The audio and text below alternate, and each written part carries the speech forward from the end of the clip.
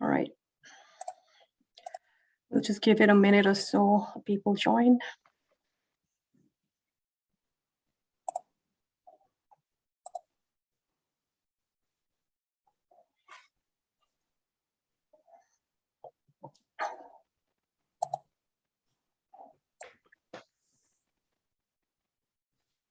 All right, we hit 20. I might just start.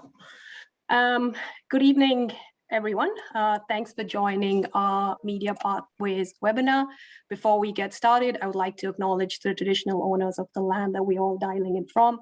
I'd also like to pay my respects to elders past and present. I would like to thank Supercheap Auto, who are presenting this webinar today. My name is Priyanka Chadha. I work with Motorsport Australia and manage our participation programs such as Girls on Track. Tonight, I'm joined by 3 Girls on Track ambassadors, Nadine Armstrong, Kate Peck, and Emma Notarfrancesco. How are we all doing? Well, thank you. Hello, welcome everyone. It's wonderful to have all 3 of you on my screen, I must admit. I think this is the first time that you all will be sharing your experiences, journeys, and knowledge with the community. So let's jump straight into it. Can I ask each one of you to share your current role in the industry and why or what made you decide to pursue a career in motorsport? Yeah, I'll kick off. Nadine Armstrong. I am the consumer editor for the Car Sales Group. I'm based in Melbourne. And that means that I road test cars and write about cars for a living, basically. And I've always been into cars and motorbikes. As a kid, I had dirt bikes and grew up, as soon as I could get in the car, I did, and I loved it. And yeah, I guess I could be a bit of a rev head. So the affiliation with motorsport was a fairly natural one. And when the program started, it seemed like a natural thing to be involved in. I feel like all of that is pretty much very similar to me, Nadine, because I'm also a motoring journalist. I'm Emma. I've been a Girls on Track ambassador since 2018. Worked in motorsport up and down pit lanes for about 6 years with supercars, superbikes, and then moved into motoring journalism. So I'm a senior journalist at drive.com.au. We just recently started a TV show as well on Channel 9, which has been lots of fun. So exactly like Nadine, grew up loving motorbikes, driving as soon as I could touch the pedals, and grew up with 2 older brothers. So I really didn't have a choice but to watch Formula One every weekend, been going to Formula One since it came to Melbourne, and always had a real passion. So again, it was just like a natural transition to go into motorsport. Hi, I think that I fell in love with motorsport a little bit later than you other lovely ladies. Right now, I host the coverage of Pro MX and Australian Superbike Championship on SBS and Stan Sport. But for the previous few years, I was on Channel 10 with RPM. I've also got a motorcycle panel show of my own on SBS and Stan Sport for Motorcycling Australia. So those are kind of my roles at the moment, but I fell in love with it on a 3-month motorcycle trip to Africa, and it kind of coincided with me coming home from modeling in New York and wanting to get into television. So I became obsessed with motorcycles and motorsport at the same time as I decided I wanted to go into TV, and it kind of all happened at the same time. Wonderful. A great wealth of knowledge here today. And obviously all of you are extremely passionate about your various roles in being in the industry. Kate, I'll now hand over to you, who'll lead the conversation, diving into all of your journeys further. Yes, great. Okie dokie. So we've got a couple of questions here for the girls and for myself. The first one being, how did you get your foot into the door, and what was your first job in the industry? Nadine, we will start with you. Okay, how did I get my foot in the door? I forced my way in the door, basically. It was probably about 17 or 18 years ago now that I was working for a consulting firm, but I had this sort of niggling thing that I really, really wanted to be doing something in the auto industry. So at the time, I used my networks. I found out who the right people were to speak at the age. I started in print media, and I got in front of them basically. So I found out who the decision makers were, and I got my face in front of them, and then worked my way from there. So yeah, it was about relationships for me. Pretty much exactly the same for me. I was already in the media industry. I've probably been in the industry for about 11 years, doing something completely different.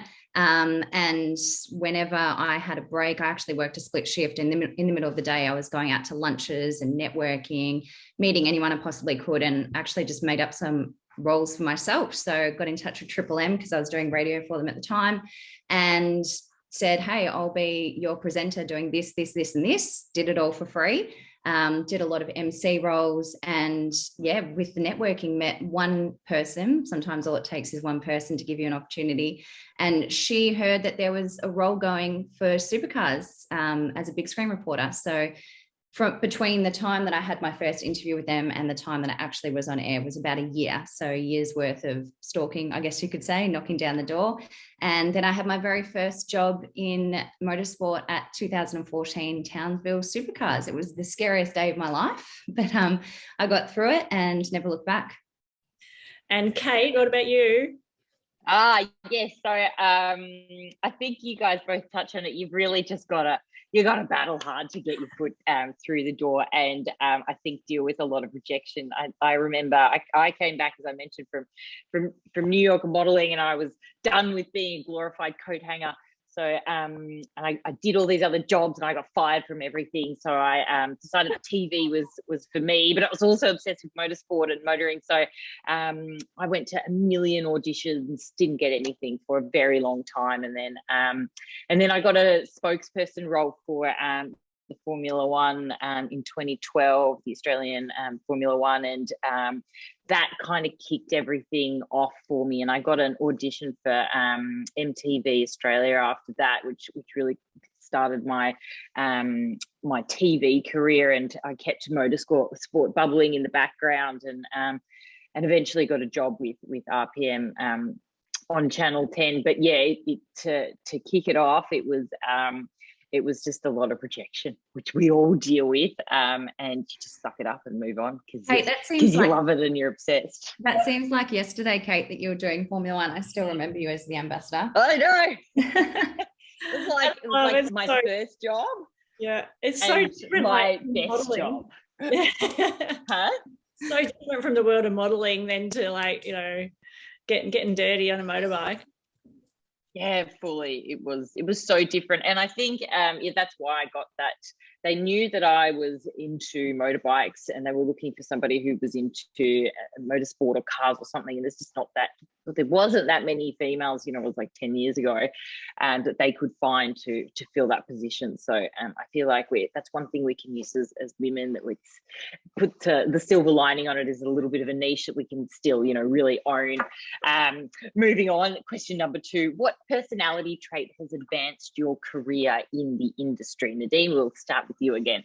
I reckon a couple would be to be curious about things, sort of like to want to learn more. It's one of those ones where it's changing quite quickly, and to sort of be curious about people and things, and to ask a lot of questions. It's kind of like, like a lot of jobs, I guess, but constantly learning and asking questions around things, but also to be confident, more than ever. I think you've really got to believe in yourself and sort of be confident to go and talk to people, and otherwise you'll get left behind. Emma? I would have to say for me, it's the 3 Ps, and that is persistence, passion, and personality. I think you have to be passionate doing what we're doing, right? We're very fortunate to be doing what we are doing. Personality, I think, I do have a very big personality, and I love people. You have to love people to be in this industry, right? And also passion. Oh, no, I've said passion. Persistence. You have to be persistent and knock down those doors to get the roles that you want, and to keep going and get over rejection. Yeah, I think you need to be good at networking, and as you guys said, enjoy communicating too. I'm also very passionate, and I'm quite comfortable showing it. I also think that being low fuss and low drama is also I just find that people enjoy working with people who tick those two boxes as well. But don't be a diva, is what you're saying, Kate. Diva. Exactly. I tried and I got fired from all the jobs, so I decided that wasn't working, so we moved on. Oh, you too, Emma, you too. Yeah, my dressing room just says diva on the door. That's right. Yeah, yeah, definitely not. Definitely not. Okay, question number 3. Do you still get nervous when presenting? If so, how do you deal with it? Emma, we will start with you for this one. Yeah, it's funny because I tell a lot of people this, but I would actually prefer looking down the barrel of a camera than being in front of a whole group of people in person, emceeing an event. Sometimes I get more nervous doing that than I do on camera. But it's natural, honestly. I tell you, some of the biggest people in this industry will tell you they still get nervous before they go on. And it honestly depends what it is, whether you're in pit lane or sitting on a desk. Sometimes I feel more comfortable sitting on a panel. But it's all about just taking a deep breath, obviously knowing your stuff. And I tend to always have a bit of a moment with myself first too, and pop in some music and get myself fired up a bit. Nadine, what about you? Yeah, if I'm doing live TV, I definitely get nervous. There's something about the nature of live TV where you can't say cut, or you don't want to be that person that goes viral for saying something ridiculous.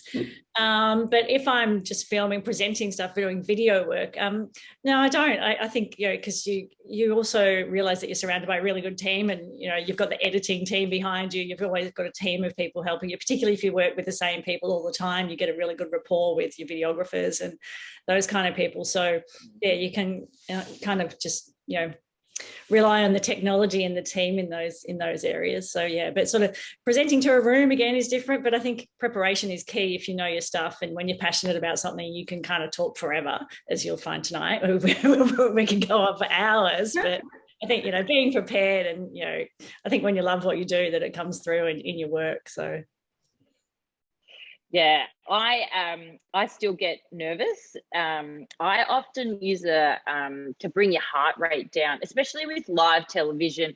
I think with any TV as well, studio TV too, I still definitely get nervous. And I use different breathing techniques to get the heart rate down. I use like box breathing, which the Navy SEALs use. And it's like you breathe in for 5, hold it for 5, and breathe out for 5, hold it for 5. And you do that 5 times. And it just brings your heart rate down, because sometimes even when you've researched and you've prepared, it's still just that pressure on you, and you mightn't be familiar with the crew. And once you do, everything gets easier. But if you're working with new people, sometimes you do need to use techniques just to bring you back down and take a quiet minute. And I also think with practicing scripts, telling someone or teaching it to someone else, the recall is far better for yourself. It's more effective than practicing by yourself, because you're kind of learning it twice. So I think it's important to have those little tips when you are jumping on camera. Some people are just natural and they just go for it, but I think it's pretty normal to be pretty nervous, and you will stuff up. And it's normal, and everybody does it, even the best. So I think you need to be kind to yourself as well if those kind of things do happen. Question number 4, what are some of the challenges you faced in your roles? Emma, what about you? You go first. I think that a lot of it has to do with having to pivot with, the ever-changing landscape. When we started, there weren't many women doing what we're doing. Now it's really competitive. Now there's social media. The media landscape is ever changing, right? So I think having to pivot and, stay up to date with everything that's happening in the motorsport world, and just being knowledgeable has been pretty tough. But also I think one of the biggest things for me from the very first day that I started in pit lane, I think I was often having to prove myself, like I would come to pit lane, or I did a soccer event. People were like, does she like soccer? Does she care for soccer? You'd go into pit lanes and people would be like, does she even know anything about motorbikes? Does she care? Why is she here? People constantly questioning you, no matter how long you've been in the industry for. And then, I got into something different, which is automotive journalism, and people would also ask questions there. But I think just as long as you're true to yourself, I don't really feel like I have to prove myself to anyone. I know who I am. I know what I can do. And yeah, you really just need to try and put those things aside. Nadine, what about you? Yeah, same. I think in the early days, way back, I would have gone to car launches or go to events, and you would be the only female there. So you can feel like the odd one out, and it can be a little bit nerve-wracking, and you feel a little bit isolated. But you can use that to your advantage as well, and we still can. It's like you can bring a fresh perspective, and you can, standing out, being different is good often. So you can really tell a different story to some other people. But I think. Also, I've got to always remember, it's really easy for us when you're immersed in your industry, you get like caught up in the techie speak and all that kind of jargon, and just to really make sure that you remain consumer focused and just tell the right story. That's always a challenge for me, just to make sure that I remember who I'm talking to, and just, just bring people with you on that journey. I think don't get caught up in the industry itself too much sometimes. Yeah, definitely. I find that inequality is definitely a challenge. I feel like there's a lot of the time there's only ever one role for a woman, whereas there's usually 2 to 3 roles for men in, say, in the coverage or within a publication. So we kind of unfortunately have to really fight other women for that job, and I think that's where a lot of that negative competitive behaviour happens. It's really also hard to get stories about women on television in the world of motorsport, I've found, unless they're doing something really mainstream and incredible. I found it hard to convince the higher powers, usually being middle-aged white men, to feature them. And if women don't get airtime, then they the women in the classes, they don't get sponsorship, and they don't get interest, because they have to be doing the racing to do these great things. But if there's no media coverage, then it's hard for sponsors to pay for the class, chicken or egg kind of situation. So I've struggled with that. So if you do get a job in the media, always push for women and their stories to be told, and just keep pushing is my advice there, because we just got to keep at it, really. And I also find that social media is hard. That's definitely a challenge. It's a pain in the ass, and we kind of all have to do it. Perhaps if we're speaking now to the younger generation, that it's just like second nature, then that is perhaps a lot easier for them, but I don't feel like it is second nature to me. So if you're struggling with social media, I hear you, sister, it's a pain. So those are my 2 challenges. Our fifth question is, why did you become a Girls on Track ambassador, and what is your favourite memory from the program so far? Nadine, we'll start with you.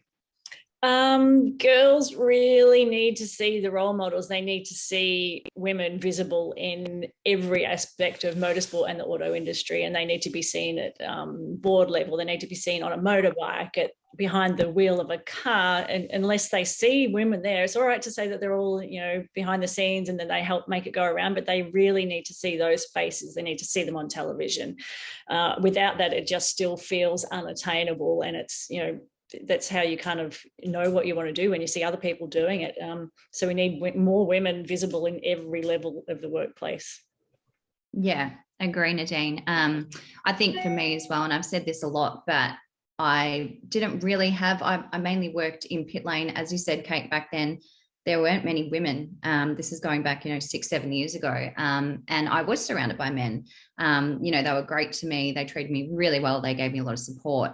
But I feel like if I had known about this, or if I had something like this when I was at school, I would honestly probably be an engineer by now. So I think it's great to see these kind of programs out there. And as you said, for girls to see it in action, to know what's available, because I didn't know about a lot of this beforehand. And, you know, I want to share my journey, and I want to help women around me hopefully get into the same path that I did.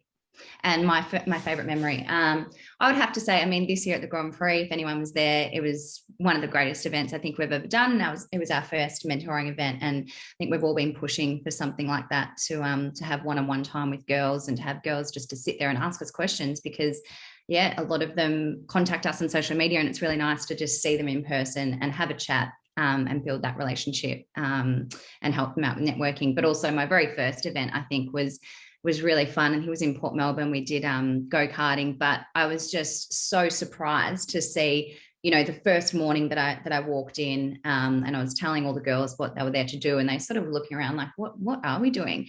And then by the end of that very first day, they were running out saying, I want to be a race car driver, I want to be in media. Like, some of them didn't even want to pick up the paper to do the media workshop, and by the end of it, they were, you know, hogging the microphone. So I think if you can change 1, 2, 3 girls' perspectives, then that's really satisfying. I became a Girls on Track ambassador because I think it's really important to expand this community, and as Nadine and Emma said, just providing those role models, because if you know the cliche, if you can't see it, you can't be it unless you see it. So the more we see women in these roles, the more it becomes the norm, and the more it becomes normal for young girls to think, oh, that's an achievable position. You know, that's normal to see women in these roles. So I think that's really important to expand that community and have a place and a home for girls to come to a network or a forum for them to get in touch with when they have questions, and also to provide mentor roles to girls, because I've always wanted a mentor and I have never been able to find one. And I feel like if I had a mentor who was guiding me or could advise me, I'd be a lot further along, or perhaps a lot better at my job, or perhaps had more opportunities, different networks. So I think that's it's a really special gift to provide someone, is with to be able to have a mentor. So I think those are my key reasons. And my favorite memory would definitely be from Formula One, our recent program there, where it was just so inspiring to see these unbelievably engaged girls that were asking these intelligent questions that were just bonkers good, and the Alfa Romeo team heads were so impressed, and so were the drivers. It was great to also see how the reach that we have within the industry, in the motorsport industry as well. I think people are really respecting what we are doing, and the response has been excellent. And everybody's coming out of the woodwork to support us. So I think it's gaining this fantastic traction, and it's a really fun ride to be along with. Enough out of my face. Actually, no, I've got more. Question number 6. What does a day at work look like for you, Emma? Let's start with you. Right. Well, my day usually starts at 5:30, because I really believe that not even just for the physical, but mentally, I need to get out and exercise. So I've just taken up spin, which is really fun. Nadine, it's not far from you. We could go together one day. Count me out. But I think that's really important to start your day properly. I mean, they say that every CEO makes their bed every morning. So just those little things to tweak your mindset and start your day right, I think is really important. And then I come back, I journal, I have a coffee, and I read my car news online, check what's gone on the website overnight, because it's really important to get into work and know where everyone's at. And then it's really different. What I love about my job, and I'm sure Nadine will say the same thing, that no 2 days are the same. So you could be out filming one day, which can be very long, but lots of fun. You could be traveling somewhere, or, you know, you could be working in the office, checking out a new car, doing a review. Every single day is different. And I think that's what I love about my job, and that's what challenges me, and that's what keeps me excited. Nadine? Totally, yeah. I do get up early, but I'm not doing spin, so you can have that myself. I do get up early to exercise, but part of that for me is because I've got young kids as well. So I find that, if I don't get up early and get organized, then there's all manner of chaos can unfold, and it just doesn't happen. So I do try and get up early. Variety, like my day is always really different, and because I'm juggling kids and work from home pretty much most of the time. And if I'm not working from home, I'm out on the road filming or test driving. So it's a lot of variety, and probably teamwork is the one thing that really sort of brings together what I do on a daily basis, because we're dealing with our editors or our work colleagues or our video crew or manufacturers, and always talking to people. So there's a real sort of collaborative feel to what we do, even though it might look like sometimes you're out on your own and you're the one presenting. It is a real team vibe. So I really love that. I work with some great people, but it's a juggle, and it's variety, which I love. So I get up at 5:32, but that's usually to change a pooey nappy now that I'm a mum, which is fun. But no, that's life, right? It's wonderful that I and Nadine and all the wonderful women in this industry, we can be mums, and we can work like badasses as well. So then I might, depending on the job and their budget, go into either hair and makeup or do it myself. I used to exercise, but yes, pooey nappies, no more exercise in the morning, pooey nappies instead. I usually will always be up really early before our work starts, or before hair and makeup, even if we're on location, just to work on scripts and just to make sure I'm across everything that's happening during the day, rundowns as well. We usually get to location and then have a production meeting, and then we'll get our earpieces on and into rehearsal.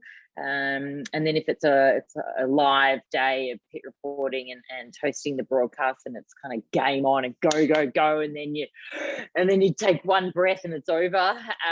And in the studio, it's kind of similar as well, except you have guests come in one by one for the interviews. Then you shoot lines to the camera, do some voiceover, and usually your day wraps when either the sun goes down because you can't shoot anymore, the racing finishes, which is usually in the afternoon, or about 6 if it's in studio. So yeah, that's pretty much how my day will roll. It's very similar to Emma and Nadine's. Every single day is a different kind of day, so it's very fun and keeps everything very exciting, and on I think that your people need to know. Sorry, just on that, Kate, I was going to say it'd be really hard to be in this industry not being a morning person, because you know how early we're up sometimes, and at tracks or doing hair and makeup, it's still dark outside, and you've got to be like on all day as well. Yeah, I can't believe you both and it's hair and makeup. cold. What's going on? No, we do it ourselves. We do it ourselves. Quite an expert most of the time. Yeah. And also, it's not glamorous. That is one thing that people think that it is glamorous. It is not. I can 100% stamp that. Not glamorous. Do not expect glamour. I've had some. And now, I will hand over to you. Amazing trips in the outback are not terribly glamorous when you need to go to the toilet. Yeah, exactly. I think it's important to highlight that it's not a 9-to-5 job. You're working around the clock sometimes, and I think so that highlights the glamorous, I guess. Many weekends. And weekends. That's true. Mostly weekends, isn't it? We've got a few questions that have come in earlier, so let's get through those. Start with you, Kate. If you could give your younger self, so say 15 to 16 years old, any advice in getting into the motorsport industry, what would it be? Persistence is key, and so is patience. It's probably going to take you years to get where you want, so be okay with that, and think about the steps to get you there, or perhaps the end goal, and work backwards, perhaps with a mentor. Find a mentor. That would be great. Someone you need to, who you trust and connect with, and don't take shit from people. Also explore more options and ask for more help. I think that's probably what I'd tell my young, small fry self. And just to highlight over there with Girls on Track, we now provide mentoring opportunities. So if anyone's dialing in and is looking for a mentor, shoot me an email, and yeah, we'll try and get you linked with someone. What about you, Nadine? Younger self, I think I would say, back yourself, sort of trust your instincts around the things, that you enjoy. And if you enjoy something, there will be a job doing that. I think, when I was young, I thought I had to be, a lawyer or some kind of professional academic. It's like, and you soon realize that if it doesn't fit, then you're not going to enjoy it. And so I think it's much better these days to find what you're good at and what you love doing, and then try and find a job that will help you do that. 100%.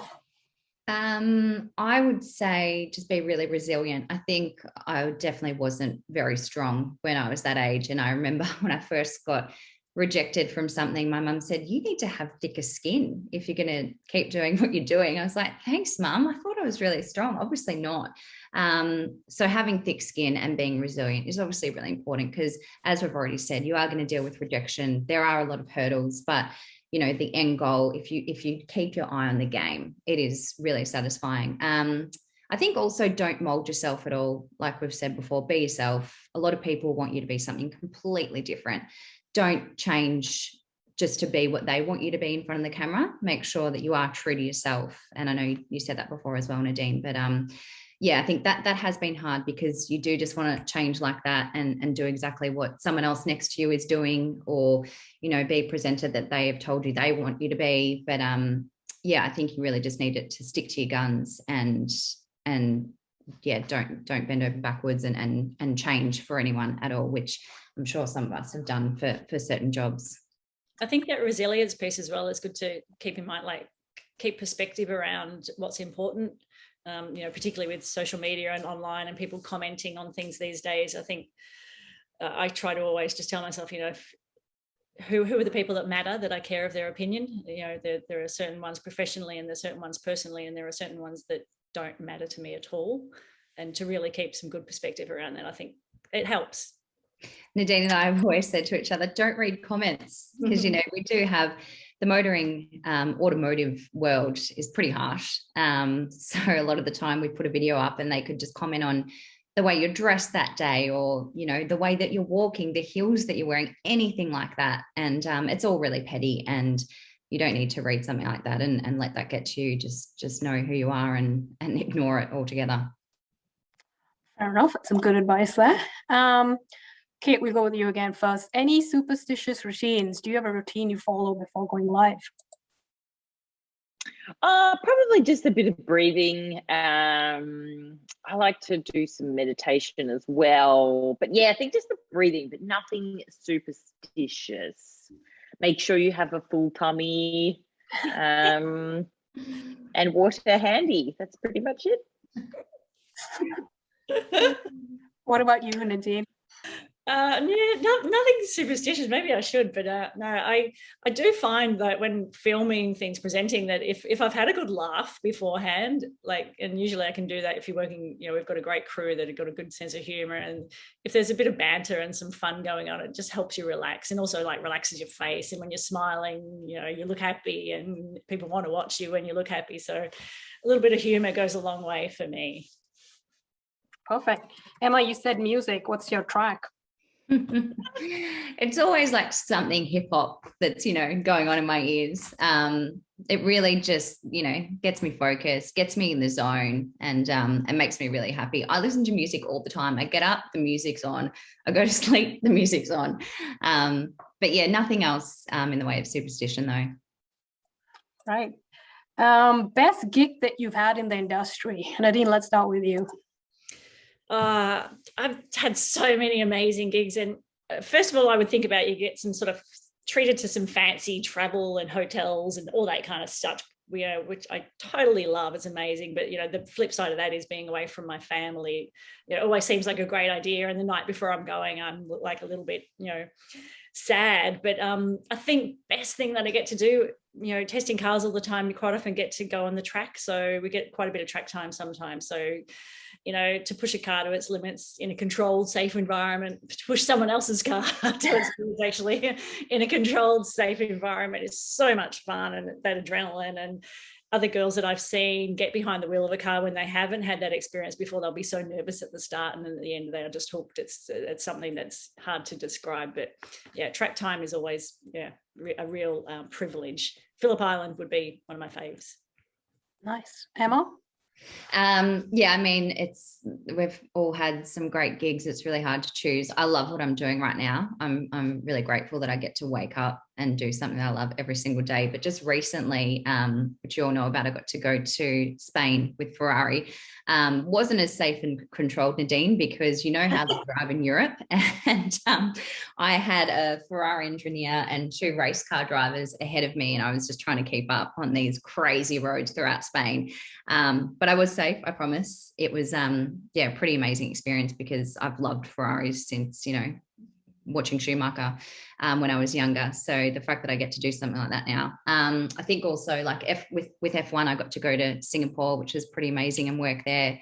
And last year I got to sit on the MotoGP desk for a few rounds, which was pretty insane, and felt like I really threw myself into the deep end. And from what I heard, I did a good job. So thank you. Good to know. Kate, how about you? Mine would probably be when I worked for Red Bull in Austria. That was amazing, on the coverage of some pretty massive motorsport events over there, but also just my time at Channel 10 hosting RPM, which is a weekly motorsport show. I kind of got to do everything under the sun, from track days to driving stadium super trucks to motorcycle adventure, riding, you name it. I kind of got to do it, up in planes and everything. So that gig just in general was that was all encompassing, and just like what dreams are made of. Can we just skip back for a sec? Austria, Red Bull. I did not know about this, Kate. Please elaborate. Yeah, I did the coverage of a couple of hard enduro rounds, one and a big sand race called the Red Bull Knockout, but also Erzberg, which is like a massive off-road motorcycle race, which was excellent. It was the wildest, most bonkers race I've ever seen in my life. So that was quite an insane experience. Speaking of wacko races, I forgot I got to do the Birdsville track. So we did a trip to Birdsville and then went to the Birdsville races, which was amazing. So it was when the BT50 years ago now, when the new BT50 came out. So we camped along the way, and it was just incredible. So that was an experience of a lifetime. Nice. Next one. What is the best place to start for volunteering a work experience? I think, Nadine, you've touched upon this a lot about hustling, so maybe you want to start with this one. Volunteering and work experience, was it? Yep. Yeah.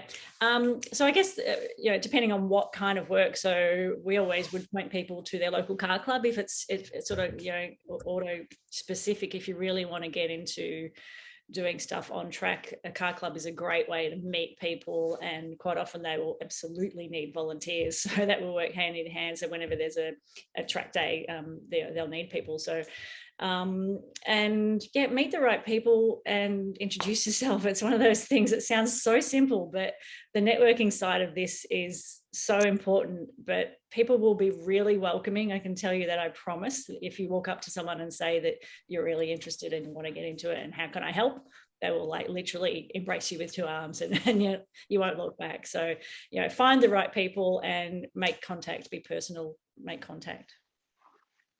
Emma, Kate, do you have anything to add to that one? Yeah, I agree, like all the car clubs, but I think, we've all said that we've done a lot of work for free, and you feel so silly emailing people sometimes, or, I used to just send my reel around, depending on, what you want to do, obviously, but just put your hand up. And as I said, I created some roles for myself back in the day. So you go down a pit lane, you go to like a BJR or someone local even, and you put up your hand to do their social media, and there you go. You're already in the door. You're in the garages. You're meeting the right people. You're speaking to the right people every single weekend, and never know what an opportunity can lead to. 100%. Anything from you, Kate? No, I think those are really good. I think just hustle. You just got to hustle. And work for free as well to kind of kick things off, just to start that network building, and then it starts to snowball. And as you get busier, more things happen.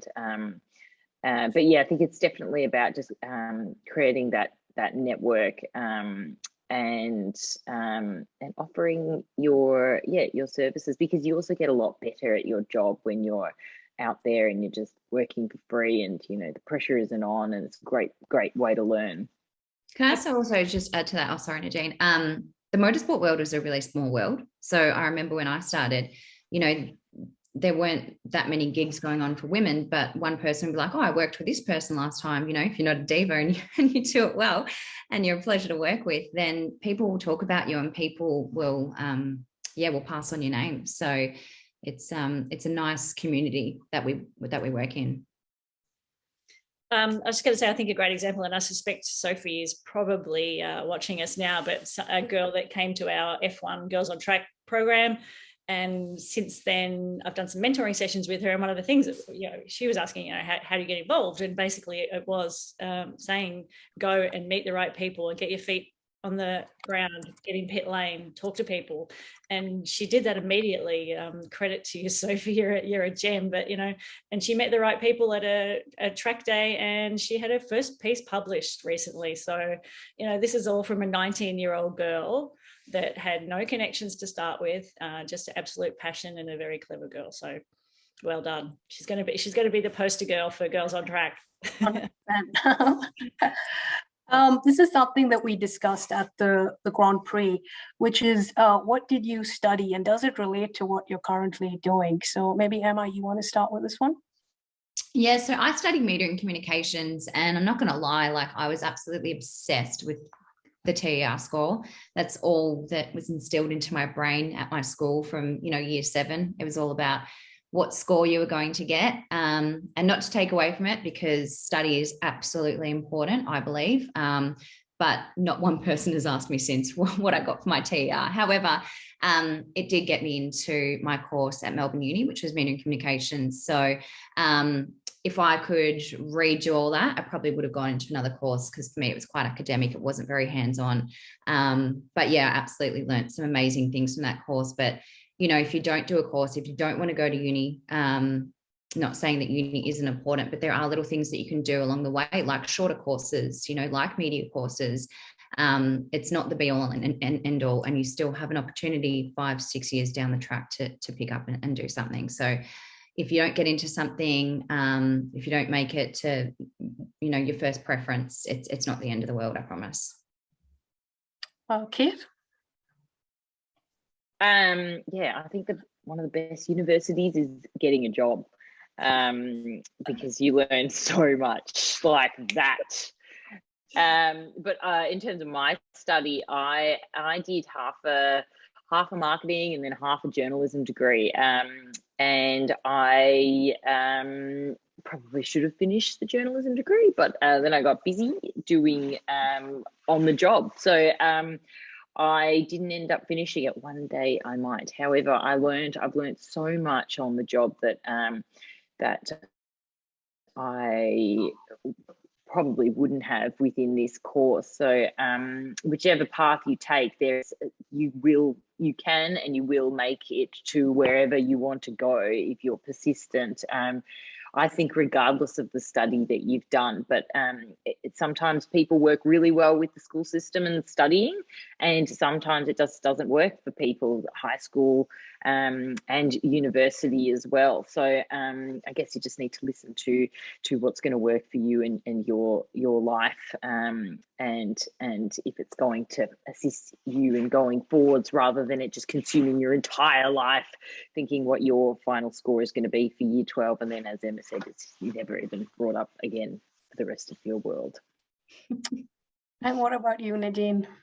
My most formal qualification is a Certificate 4 in marketing, which I did when I was about 30 something.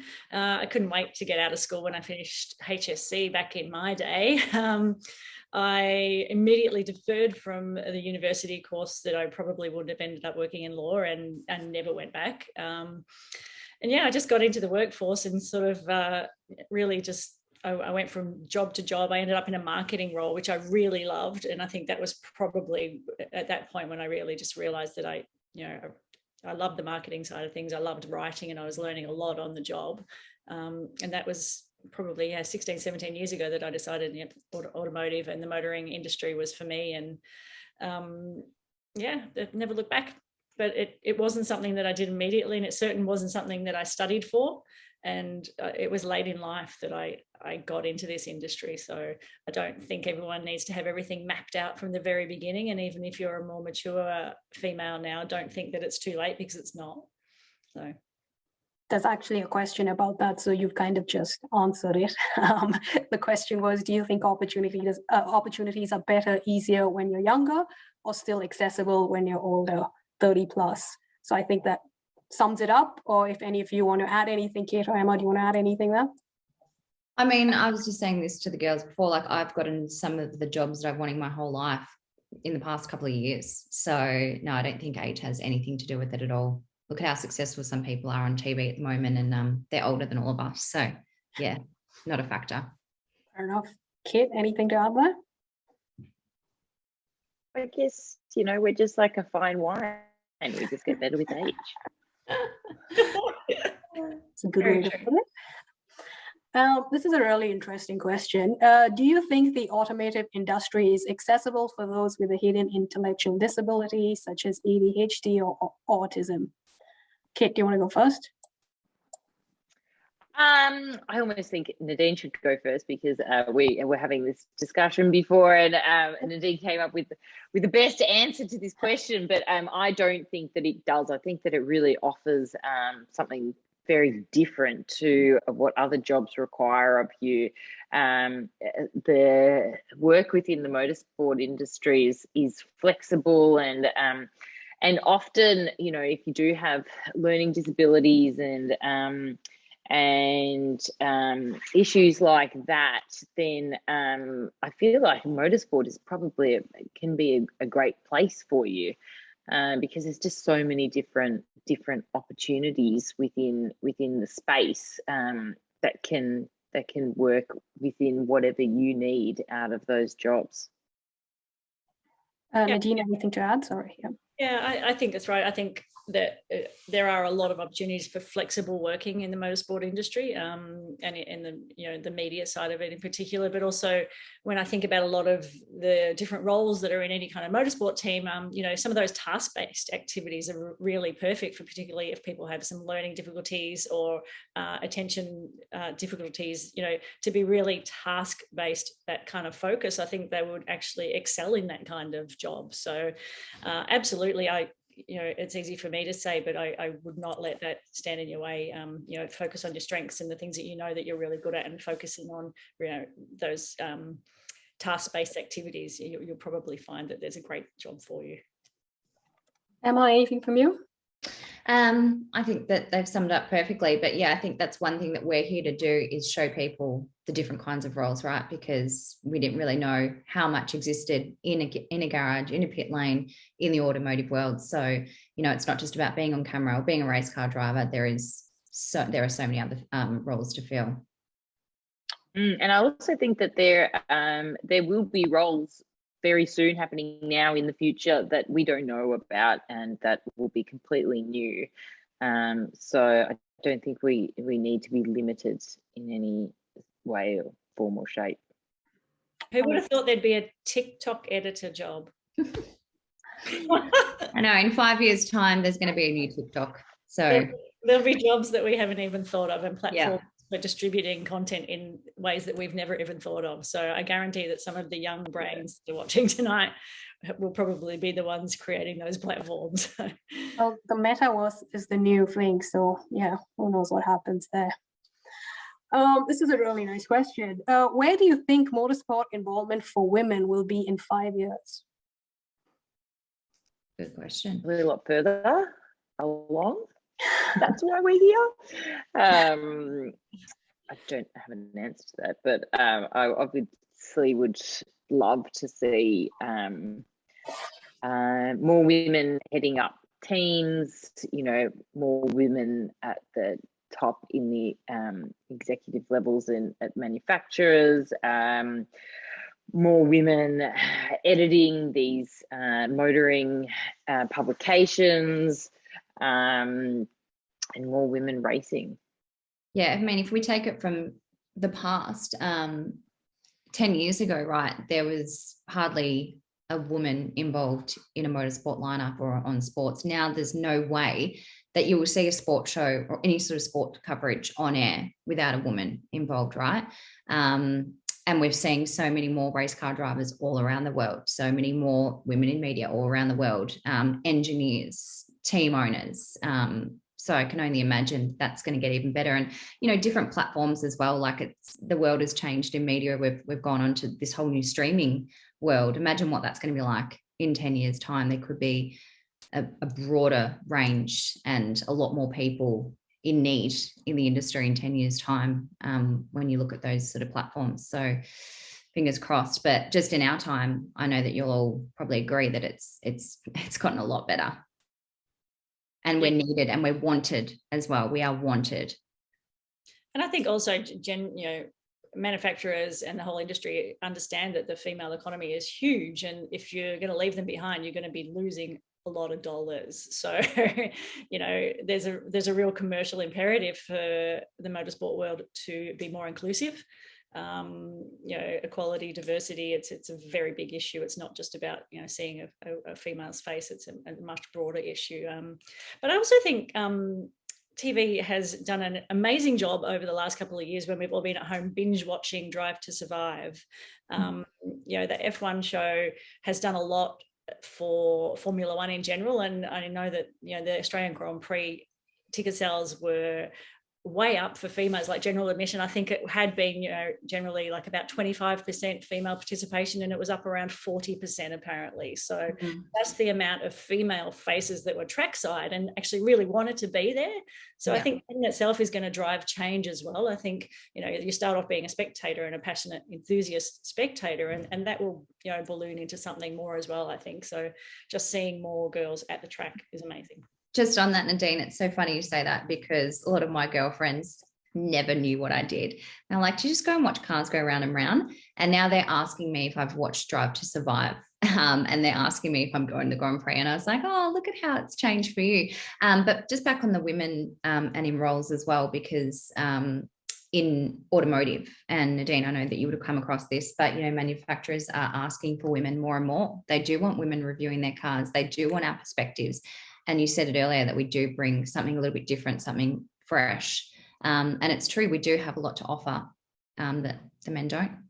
And we have a lot of great women. I think it'll be really big progress when we start to see, because I think it's great. Look, Drive to Survive is excellent because it was marketed to women as well.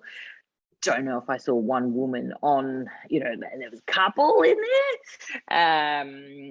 But I also think that when we start to see manufacturers creating these cars and these motorcycles to be more female friendly to actually drive and ride, that'll be a lot of progress. And when we start seeing more than in a 3-person panel, there's 2 women and 1 man, as opposed to always 2 men and 1 woman. I think that'd be huge progress, because I know, say, in motorcycles, we like the bikes, they're all built for men. They're all taller, they're all heavy, they're all built for a male rider. So I think when we start to see those boxes being ticked, then that'll be massive progress.